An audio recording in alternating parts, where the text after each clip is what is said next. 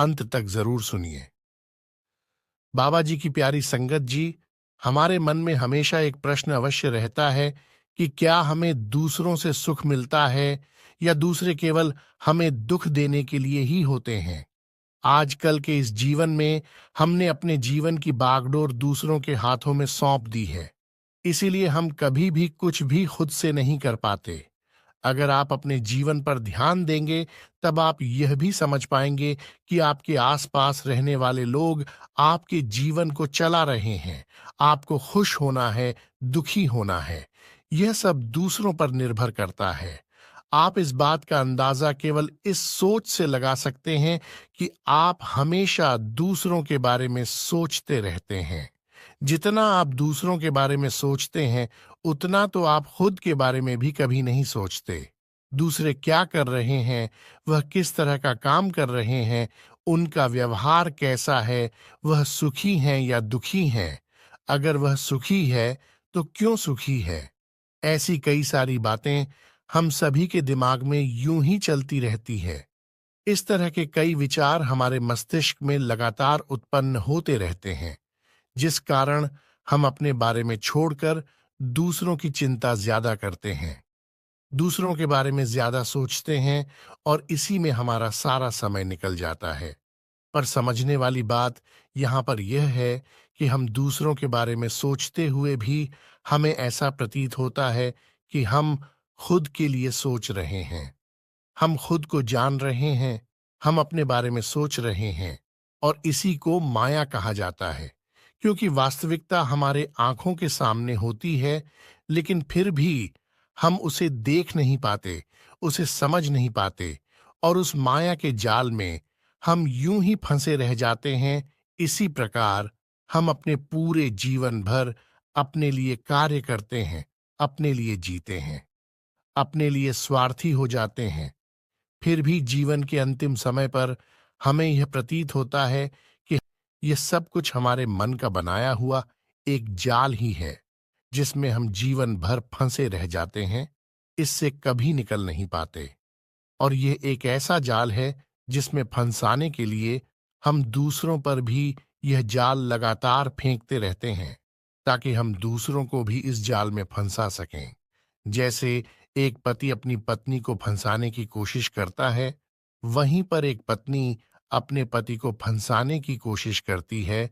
परिवार वाले एक दूसरे को, सारे सगे संबंधी भी एक दूसरे को फंसाना चाहते हैं।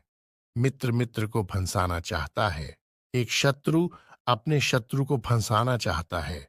तो क्या इसे ही जीना कहते हैं? क्या इसे ही जीवन कहते हैं? जी हां। जब हमसे पूछा जाता है तो हम यही कहते हैं कि हमने अपने लिए यह जीवन जिया है। लेकिन वास्तविकता तो यही है कि आपने यह जीवन कहाँ जिया है। आपने तो इसे बर्बाद कर दिया है। इस बात को और भी साफ और स्पष्ट तौर पर समझाने के लिए मैं आपको एक कहानी सुनाने जा रहा हूं। इस कहानी को अंत तक जरूर देखिएगा, तभी आप यह समझ पाएंगे कि जो कुछ मैं कह रहा हूं उसमें कितनी सच्चाई है, और क्या आप उसे समझ सकते हैं या नहीं। बहुत समय पहले की बात है। किसी नगरी में एक युवक रहा करता था। वह युवक अपने जीवन से बहुत दुखी था। वह बहुत परेशान रहता था। उसके दुखों का असली कारण वह अपनी पत्नी को समझता था, अपने परिवार वालों को समझता था, क्योंकि उसकी पत्नी की वजह से उसके घर में हमेशा क्लेश होता, झगड़े होते थे, और हमेशा इधर उधर की बातें होती। उसके परिवार वाले और उसकी पत्नी हमेशा झगड़ते रहते, लड़ते रहते, जिस कारण वह व्यक्ति बहुत चिंतित रहता। उसे यह समझ नहीं आता कि आखिर वह अपने घर होता। एक दिन वह व्यक्ति घर में झगड़े के कारण अपनी पत्नी को डांट देता है, काफी खरी खोटी सुनाने लगता है। तभी उसके परिवार वाले बीच में आ जाते हैं और उसकी पत्नी को उससे बचाने का प्रयास करते हैं, लेकिन वह व्यक्ति अपने क्रोध में आकर अपनी पत्नी से बहुत कुछ कह देता है, जिसके कारण उसे बाद में अत्यधिक पछतावा होता है। उसे अपनी गलती का एहसास होता है, जिस कारण वह घर से निकलकर पास ही के एक मंदिर में जाकर बैठ जाता है और भगवान को कोसने लगता है। हे भगवान, आपने मेरे साथ ऐसा क्यों किया? क्या मुझे सुखी जीवन जीने का कोई अधिकार नहीं? मेरे जीवन का सारा सुख चैन सब कुछ लुट गया है। मेरे घर में आए दिन झगड़े होते रहते हैं, जिस कारण मुझे एक पल भी अपने घर में रहना बिल्कुल पसंद नहीं। आखिर मैंने क्या गलती की थी? आखिर मेरा दोष क्या था जिस कारण मुझे यह जीवन जीना पड़ रहा है? आप तो ज्ञानी हैं, आप तो भगवान हैं। अगर आप चाहते तो मेरा जीवन हमेशा खुशी और खुशहाली से बना रहता। आखिर आपने मेरे साथ ऐसा क्यों किया? आप तो पहले से ही जानते होंगे कि ऐसा कुछ होगा, तो फिर आपने उसे क्यों नहीं रोका? वह भगवान को दोष पर दोष दिए जा रहा था। तभी उसी मंदिर से होकर एक गुरुवर गुजर रहे थे। उन्होंने उस व्यक्ति को देखा। वह भगवान को दोष दे रहा था। तभी गुरुवर उस व्यक्ति से कहते हैं, बेटा क्या बात है? तुम इतने दुखी क्यों हो और भगवान को इस तरह से दोष क्यों दे रहे हो? आखिर इनकी क्या गलती है? तभी वह व्यक्ति उन गुरुवर से कहता है, हे गुरुवर, मेरे जीवन में दुख, यदि मैंने उससे शादी की होती जिससे मैं प्रेम करता था, जिसे मैं पसंद करता था, तो मेरा जीवन सुखमय होता, मेरा जीवन खुशहाल बना रहता। वह बहुत ही समझदार थी, वह सब कुछ संभाल लेती। तभी वह गुरुवर उस व्यक्ति से कहते हैं, बेटा, जिसकी बात तुम कर रहे हो, जिसे तुम पसंद करते थे, क्या उसकी शादी हो चुकी है?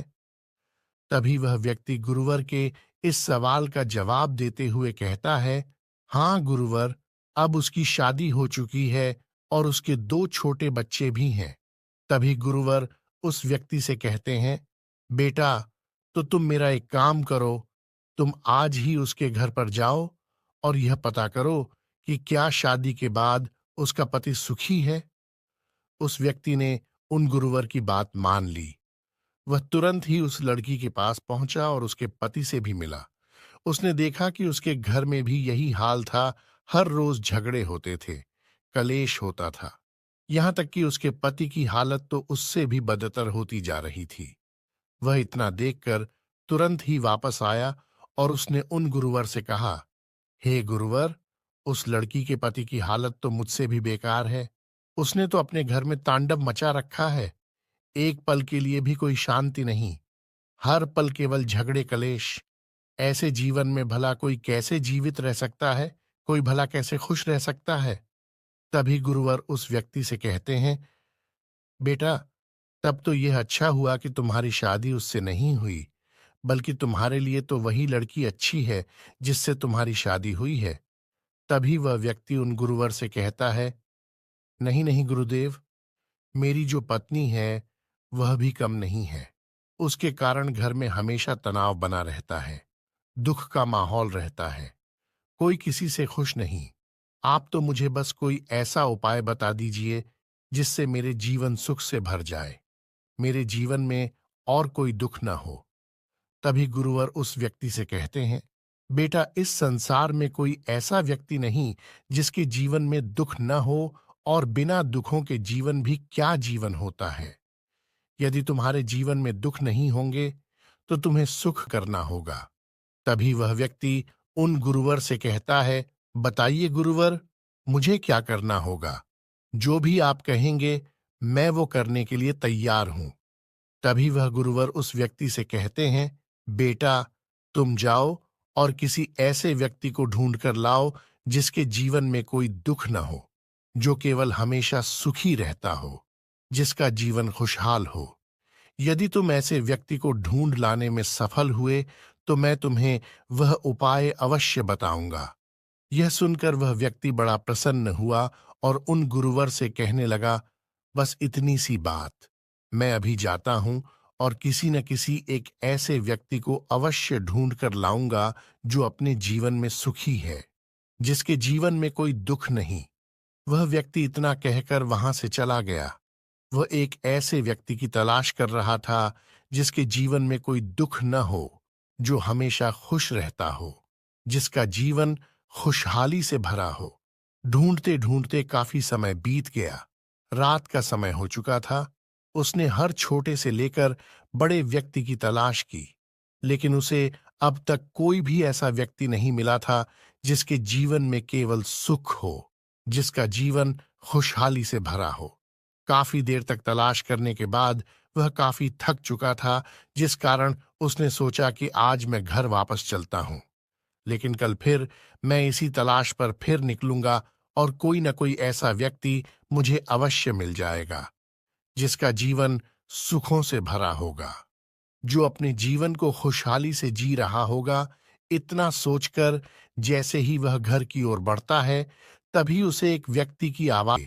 एक गरीब व्यक्ति बैठा हुआ है जिसके पास कुछ भी नहीं है, लेकिन फिर भी वह जोर जोर से हंसता जा रहा है। पहले तो उस व्यक्ति को लगा कि यह कोई पागल होगा, क्योंकि इसके पास तो कुछ है भी नहीं। फिर भी यह जोर जोर से हंसे जा रहा है। जरूर इसका मानसिक संतुलन खो चुका है।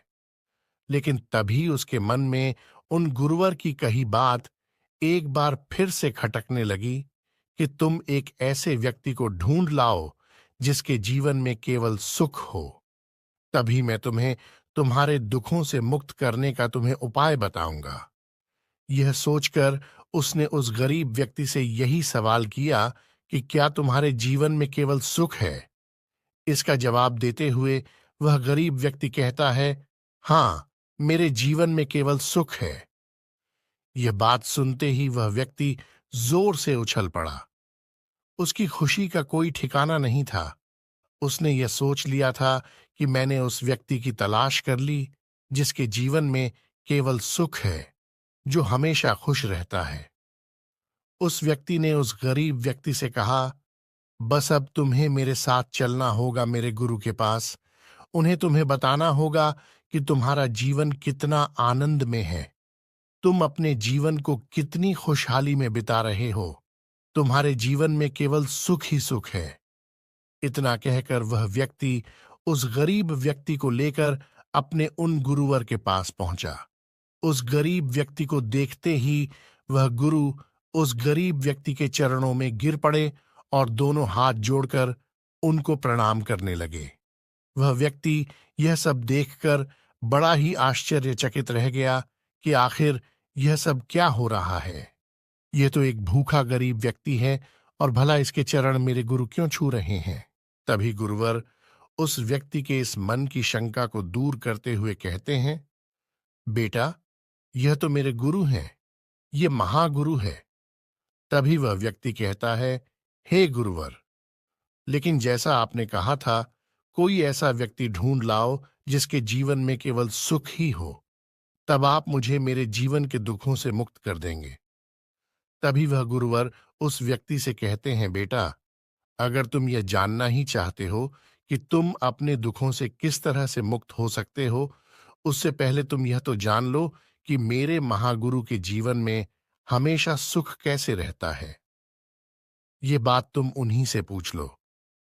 वह व्यक्ति उन महागुरु के पास पहुंचा और उनसे कहने लगा, हे महागुरु, आप ही मुझे बताइए कि आपके जीवन में आप सुखी कैसे हैं। आप हमेशा खुशहाल कैसे रहते हैं और अपने जीवन में हम हमेशा केवल खुश कैसे रहे।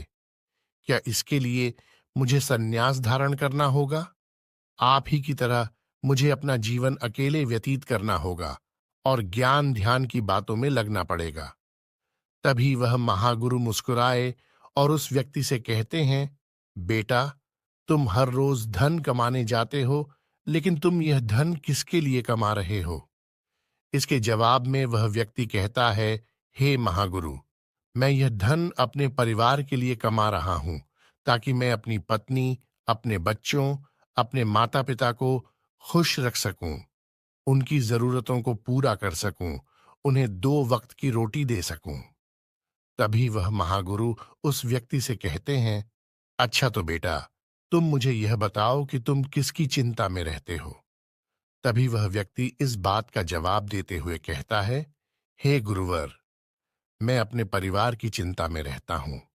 मैं किस तरह से अपने परिवार को खुशहाल बना सकता हूं, किस तरह से अपने परिवार का भविष्य संवार सकता हूं। साथ ही साथ मुझे यह भी चिंता लगी रहती है कि किस तरह से मैं अपनी पत्नी, अपने बच्चों का पालन पोषण करूं, उन्हें अच्छी शिक्षा दूं।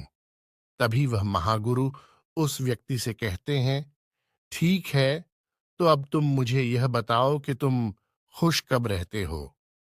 तभी वह व्यक्ति उन महागुरु से कहता है, हे महागुरु, जब मेरा पूरा परिवार खुश रहता है, मेरे माता पिता, मेरी पत्नी, मेरे बच्चे, जब इनके चेहरों पर मैं खुशी देखता हूं तो मैं भी अत्यंत खुश होता हूं। मुझे भी बहुत अच्छा लगता है।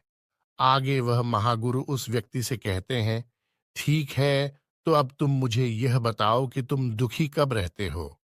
तभी वह व्यक्ति महागुरु को इस बात का जवाब देते हुए कहता है, हे महागुरु, जब मेरे परिवार में झगड़े होते हैं, क्लेश होता है, जब वे लोग आपस में लड़ते हैं, झगड़ते हैं, एक दूसरे को पसंद नहीं करते, तब मुझे बहुत तकलीफ होती है। मेरा मन दुख से भर जाता है। तभी महागुरु उस व्यक्ति से कहते हैं, बेटा, अगर तुम्हारे दुखों की वजह तुम्हारे परिवार वाले हैं, यदि वह तुमसे दूर हो जाए तो क्या तुम्हारी जिंदगी खुशहाल हो जाएगी? क्या तुम सुखी से अपना जीवन जी सकोगे? तभी वह व्यक्ति उन महागुरु के इस सवाल का जवाब देते हुए कहता है, नहीं नहीं गुरुवर, यदि वह मेरे जीवन से चले गए तो मैं भला कैसे खुश रहूंगा। मैं तो और भी ज्यादा दुखी हो जाऊंगा, क्योंकि मैं उन सभी से प्रेम करता हूं। मैं उन सभी की चिंता करता हूं। मुझे उनकी खुशी में अपनी खुशी नजर आती है, उनके दुख में मुझे अपना दुख नजर आता है। मैंने आज तक जो कुछ किया है और जो कुछ कर रहा हूं, सब उन्हीं के लिए तो है।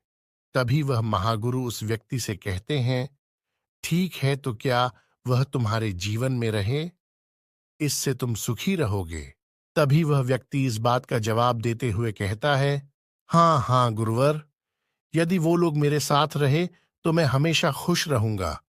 वह सब मेरी जिंदगी है। मैं उनसे प्रेम करता हूं। यह सब बिल्कुल सही बात है। लेकिन फिर भी न जाने क्यों मैं सुखी नहीं हूं, जबकि वो सब मेरे साथ है। फिर भी मुझे खुशी का एहसास नहीं हो पाता। तभी वह गुरु उस व्यक्ति से कहते हैं, बेटा, वो सब तो तुम्हारे साथ ही हैं, तो फिर तुम दुखी क्यों रहते हो? तुम्हें तो खुश रहना चाहिए। तभी वह व्यक्ति इस बात का जवाब देते हुए कहता है, हे गुरुवर, यदि वो सब मिलजुल कर रहें, आपस में खुशी खुशी रहें, एक दूसरे से प्यार करें, तो मेरी जिंदगी खुशहाल हो जाएगी और मैं भी हमेशा खुश रह सकूंगा। तभी वह महागुरु उस व्यक्ति से कहते हैं, तो बेटा, ऐसा कैसे होगा? इस सवाल के जवाब में वह व्यक्ति उन महागुरु से कहता है, हे महागुरु, ऐसा तब हो पाएगा जब वे सभी मेरी बात मानेंगे, मेरी बात सुनेंगे, समझेंगे। ये बात सुनकर महागुरु जोर से हंस पड़े और उस व्यक्ति से कहते हैं, जरा देखो तो अपने आप को। तुम धन भी दूसरों के लिए कमा रहे हो, तुम्हें चिंता भी दूसरों की है। दूसरे सुखी हो तब तुम सुखी हो, दूसरे दुखी हैं तब तुम दुखी हो। तुम्हारा सुख दुख, क्रोध, प्रेम, नाराजगी, सब कुछ तो दूसरों पर ही निर्भर करता है। जिन्हें तुम चाहते हो, जिन्हें तुम प्रेम करते हो, जो तुम्हारे पास रहे, तब भी तुम दुखी हो। जो तुमसे दूर चले जाएं, तब भी तुम दुखी हो। और तो और, तुम यह तक चाहते हो कि वे सब तुम्हारी बात माने। लेकिन बेटा, जिस तरह से तुम यह सोच रहे हो कि वह तुम्हारी बात माने, वह भी तो यही चाहते हैं कि तुम उनकी बात मानो।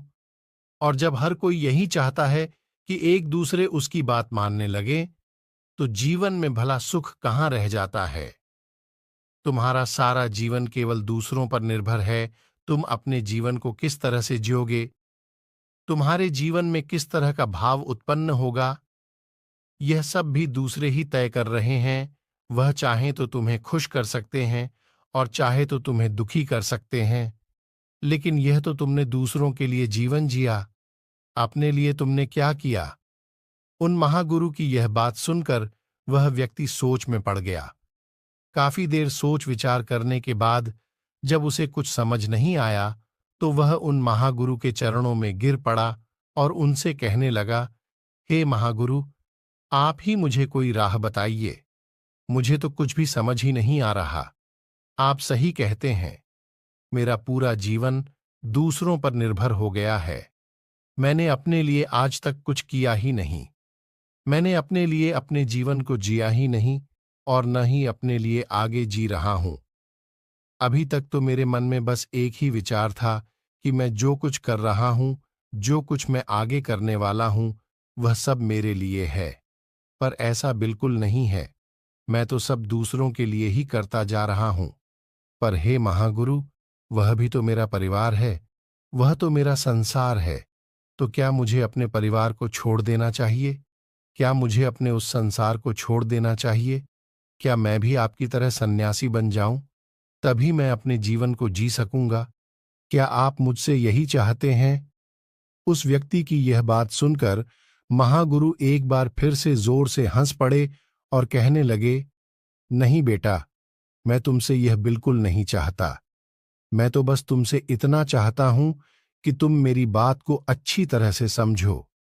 तुम्हारे दुखों का कारण यह है कि तुम्हारे दुख सुख, तुम्हारी सारी भावनाएं कोई और नियंत्रित कर रहा है। तुम्हारी सारी भावनाएं दूसरों पर निर्भर करती हैं। हम हमेशा बाहर की ओर जीते रहते हैं और उसी में हमेशा के लिए खो जाते हैं और इसी तरह से हम अपना पूरा जीवन व्यतीत कर देते हैं। मैं तो बस तुमसे इतना कहना चाहता हूं कि तुम धन अवश्य कमाओ, चिंता भी अवश्य करो, पर अपनी तुम इस चिंता में मत लगे रहो कि लोग तुम्हारी बात मानते ही नहीं, लोग तुम्हारी बात समझते ही नहीं। लेकिन उससे ज्यादा जरूरी यह है कि तुम अपनी बात मानो। तुम अपने आप पर ध्यान दो, अपने आप को पहचानो, अपने आप को ऐसा बनाओ कि कोई भी दूसरा तुम्हारे सुख और तुम्हारे दुख अर्थात तुम्हारी भावनाओं को प्रभावित न कर सके। तुम्हें एक बार के लिए यह सोच कर देखो कि तुम्हारे जीवन का क्या लाभ जब तुम्हारी भावनाएं तुम्हारे वश में हैं ही नहीं, जब तुम्हारा जीवन कोई और नियंत्रित कर रहा है। तुमने तो यह सुना ही होगा कि लोग खाली हाथ आते हैं और खाली हाथ ही चले जाते हैं। ऐसे सभी लोग खाली हाथ ही चले जाते हैं जो अपने लिए कुछ नहीं कर पाते, जो अपने लिए कभी जी तक नहीं पाते। लेकिन जो अपने लिए जीते हैं वह कभी भी खाली हाथ नहीं जाते। उनके कर्म हमेशा उसके साथ जाते हैं। इस संसार में रहना कोई बुरी बात नहीं, अपने परिवार से प्रेम करना कोई बुरी बात नहीं। लेकिन यदि तुम इस संसार में रह रहे हो तो अपने लिए रहो, अपने परिवार के साथ रह रहे हो तो अपने लिए रहो।